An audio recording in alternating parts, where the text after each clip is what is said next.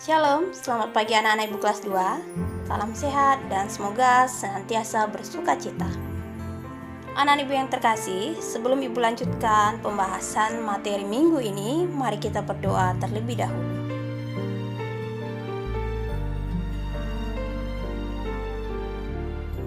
Doa selesai. Anak-anak ibu yang terkasih, materi kita minggu ini mengenai hidup rukun di lingkungan sekitar dan juga di sekolah. Di pelajaran sebelumnya, kita telah membahas bagaimana hidup rukun di dalam keluarga. Hidup rukun berarti hidup damai, hidup harmonis. Nah, bagaimanakah menciptakan hidup rukun saat di lingkungan maupun di sekolah? Mari simak pembahasan berikut ini ya. Materi kali ini berjudul Hidup Rukun di Lingkungan dan di Sekolah.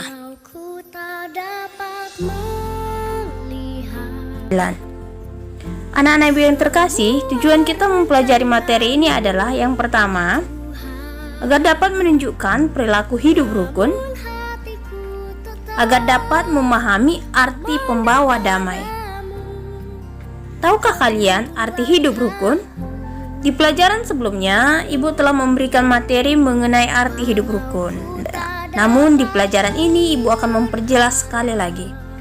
Hidup rukun berarti hidup dalam damai sejahtera antara satu dengan yang lain. Hidup rukun adalah hidup berdampingan, bekerja sama, saling membantu, saling menolong.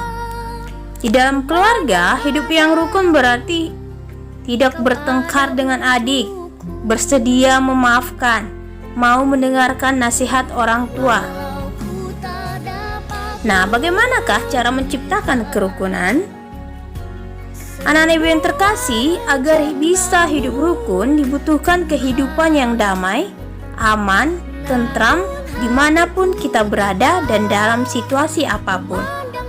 Agar tercipta kerukunan, maka hidup kita harus didasari kasih, sabar, lemah lembut, dan peduli terhadap sesama, baik di lingkungan sekitar, di sekolah, bahkan di gereja.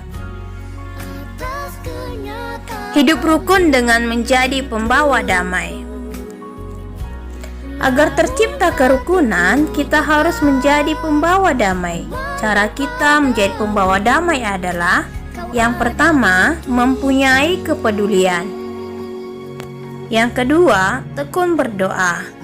Dalam hal berdoa berarti kita mendoakan semua orang, termasuk orang yang bermusuhan dengan kita.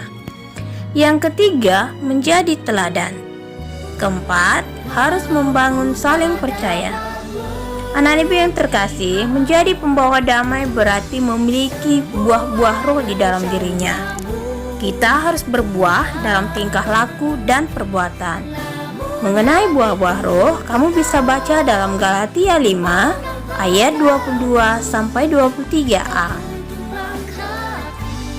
Bagaimanakah menerapkan hidup rukun?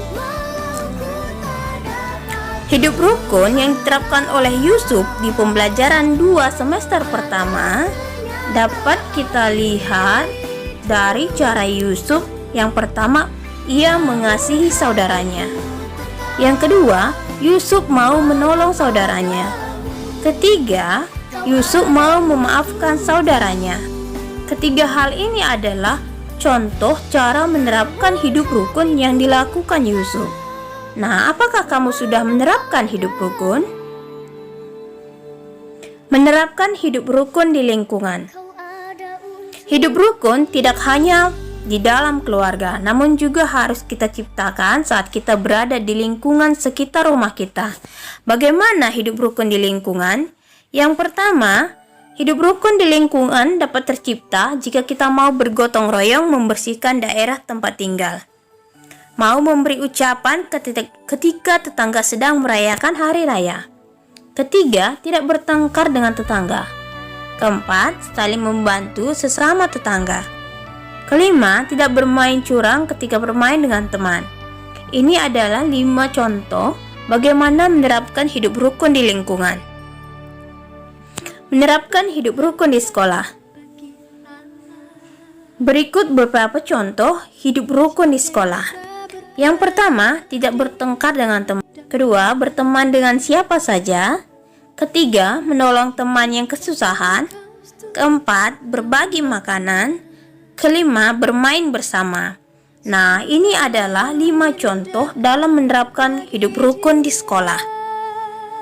Anak-anak ibu yang terkasih, menerapkan kerukunan bukanlah hal yang mudah. Namun dari materi ini, mari belajar untuk menciptakan kerukunan, baik di lingkungan sekitar kita ataupun di sekolah. Demikian pembelajaran kali ini. Ibu ucapkan terima kasih dan selamat belajar.